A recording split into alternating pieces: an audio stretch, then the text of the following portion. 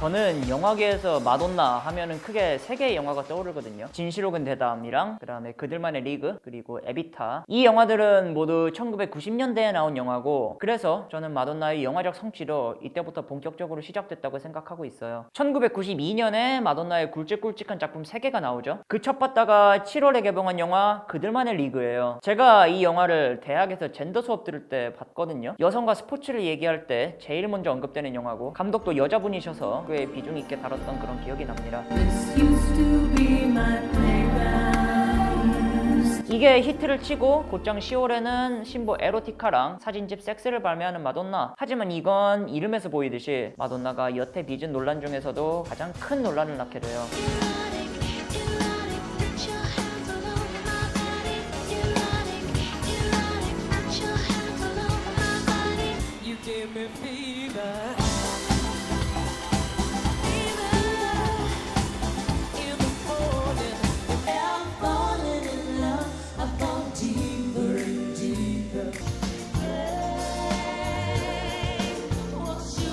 이때 마돈나가 저는 좀 슬슬 대중이 정해놓은 선을 넘어가는 시기였던 것 같아요. 패션쇼에서 가슴을 노출하고 워킹해서 논란이 되기도 했고, 이 에로티카랑 섹스로 그랬습니다. 그 이름에서 보이듯이 마돈나의 에로티시즘을 극한으로 보여줘요. 음악이야 뭐 그냥 분위기가 야하네 하고 끝낼 수 있는데, 섹스 책은 말 그대로 마돈나의 누드집이었단 말이에요. 그냥 누드도 아니고, 제가 언급하면 이 영상 19세로 잘리니까 말을 못 드리겠는데, 이거는 온갖 변태적인 그런 컨텐츠로 이루어진 판타지북이었다. 보다 보면은 좀 추잡한 사진도 있고, 당연히 우리나라에서는 꿈도 못 꾸는 책이었어요. 마돈나의 신념대로라면 이 책은 문제될 게 없을 거예요. 사람들은 섹스를 언급하기 꺼려하고, 나는 오히려 이런 경직된 태도가 불건전한 성생활을 만든다고 본다. 이 주제를 자유롭게 얘기하는 순간 사람들이 더욱 안전한 섹스를 위해 노력할 수 있다고 생각한다 라고 말을 하지만, 근데 사람들 입장에서는 이거는 좀 해도 너무한다는 반응이 나오는 겁니다. 솔직히 지금 기준으로도 충격적인데 그 당시엔 어땠겠어요? 지금 기준으로 아무 톱스타나 떠올려 보시고 그 사람이 이런 사진집을 냈다고 생각해 보세요. 사회적 파장이 아주 말도 못하겠죠. 책은 폭발적인 속도로 팔렸고, 이거를 단순히 판매량으로만 보면 성공이라고 할 수 있어요. 하지만 그 반대급부로 앨범의 판매량이 떨어집니다. 라이크 플레이어의 절반도 못 팔고, 이거는 뭐 밥 먹듯이 하던 빌보드 1위도 못하게 됐고, 저는 이게 결국 같이 나온 책 때문에 도매금으로 피해를 본 케이스라고 생각하거든요. 판매량이 퀄리티를 대변하는 건 아닙니다. 시대의 흐름에 걸맞는 그런 농염한 마돈나로의 전환, 특히 발라드 레인은 제가 가장 좋아하는 마돈나의 곡 중 하나예요. 이 에로티카 때 마돈나의 최전성기가 끝났다는 데는 아마 이견이 없으실 것 같아요. 마이웨이를 지키던 마돈나도 이후에는 그 노출 열정을 한풀 꺾지 않았습니까? 1994년에 나온 앨범 bedtime stories가 그런데, 이 앨범에서는 마돈나가 이전보다 훨씬 얌전해진 R&B 음악을 선보이게 되죠.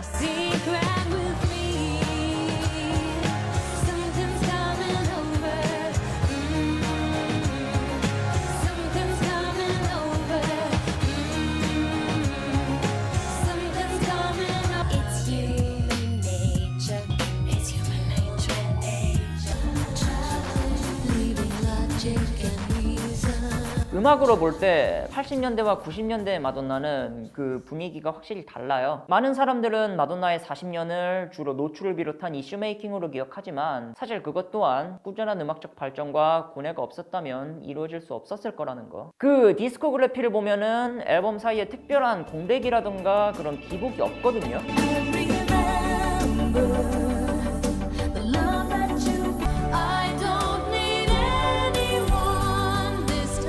작년에는 앨범이 4년 3개월 만에 낸 신보였는데, 이게 여태 마돈나가 가진 최장기 공백이었어요. 그렇다고 그 사이에 쉬느냐고 하면은 그것도 아니고, 결국 마돈나라는 인물을 설명할 때는 음악을 본업으로 한 종합 엔터테이너라는 표현이 가장 적당하지 않을까 하는 생각을 합니다. 마돈나가 음악 외적으로 어떤 일을 했는지 한번 살펴볼게요. 일단 꾸준히 배우 활동을 했고, 섹스라는 책도 발간을 했죠. 근데 나중에는 영화 감독까지 하게 되고, 책도 섹스와는 정반대인 동화책을 발간하게 돼요. 사업적으로도 매버릭이라는 음반 회사를 설립 설립했으며 나중에는 헬스장 프랜차이즈, 자신만의 패션 브랜드를 론칭하는 등 다 언급하려면은 끝도 없는 수준입니다. 근데 아마 그 중에서도 가장 인상 깊은 업적이라면 바로 영화 에비타. 1996년에 나온 영화인데 여기서 마돈나는 에바 페론을 연기합니다. 아르헨티나의 영부인이었죠. 하지만 단순히 영부인으로 끝나는 인물이 아니고 여러 가지 파격적인 정책과 33세 요절한 그 인생 때문에 하나의 상징이 된 인물이에요. 성녀 혹은 악녀, 극단적인 평가를 받는 만큼 엄청난 책임감이 따르는 역할입니다. 마돈나가 이 역할을 따려고 무지하게 노력했대요. 감독한테 장문의 편지를 쓰고 에비타의 무덤을 방문하고 에비타의 주변 인물을 찾아다니면서 정보를 수집하는 등. 그리고 나온 뮤지컬 영화 에비타는 이견 없이 마돈나 최고의 영화가 되는 거죠. 마돈나는 본인 최고의 연기를 보여주면서 그동안 영화계에서 뒤집어쓴 오명을 단숨에 날려버려요.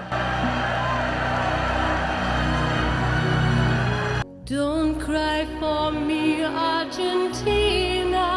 All through my wild days, my mad existence. 골든 라즈베리 상이라고 영화 좋아하는 분들은 다 아는 시상식이 하나 있죠. 최고가 아닌 최악에게 주는 상이라고 생각하시면 되는데 그 최악은 단순히 연기력을 의미하는 게 아니라 그 사람을 향한 기대치와 그 명성 등 외적인 요인이 복합적으로 작용을 해요. 마돈나가 여기서 최악의 여우주연상을 지금까지 총 5번 탔습니다. 말 그대로 영화만 나오면은 그냥 찍어버리는 수준인데 이 사람들도 에비타는 보고도 아무 말을 못했어요. 마돈나는 최악이 아닌 진짜 최고가 되고 골든글로브 여우주연상을 수상하면서 마침내 영화계에도 족적을 남기는 데 성공. 그러니까 야 마돈나 영화 뭐 있냐? 라고 물으면은 이거 말하면 되는 거예요. 에비타 찍었잖아 라고 말하면 아 그렇구나 하고 수긍. 개인적으로 이 영화는 마돈나의 커리어에도 아주 큰 도움이 됐다고 생각합니다. 마돈나가 이 영화를 위해서 보컬 레슨을 새로 받았거든요. 실제로 이 영화 보고 많이 나오는 반응이 마돈나가 이렇게 노래를 잘했냐 하니까 이것만 봐도 그 증명은 충분하지 않나 싶고 결국 마돈나는 다음 앨범에서 음악적으로도 완벽하게 부활하잖아요. 그러니까 에비타는 여러모로 마돈나에게 전환점과도 같은 영화였다고 저는 그렇게 설명드리고 싶어요. 추진력을 얻은 마돈나의 부활. 1998년 새 앨범 레이 오브 라이트가 발매됩니다. 달라진 인식에 맞춰서 마돈나는 또 한 번 아예 다른 음악을 선보인다. 그리고 이걸로 나이 40에 다시 한번 여왕이 되...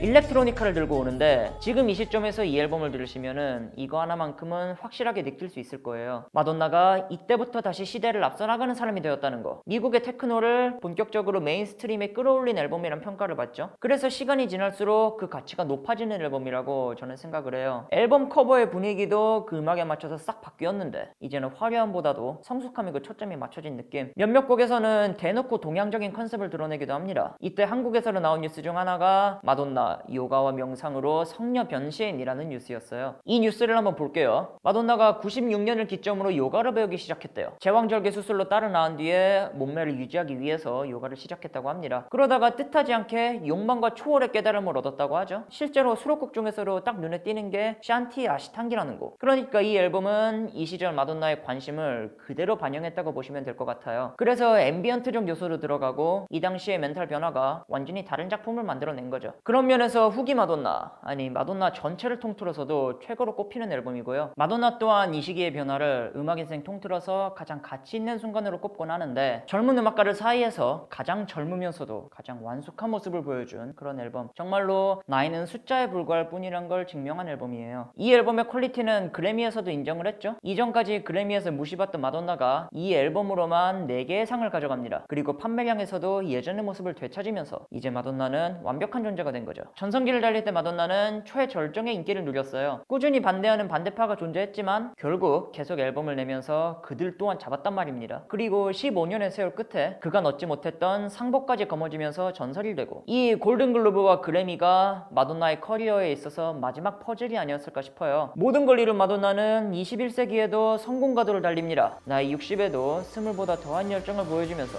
그 성공의 이유를 증명하는 거죠. Every little thing you say or do I'm calling up on you, waiting for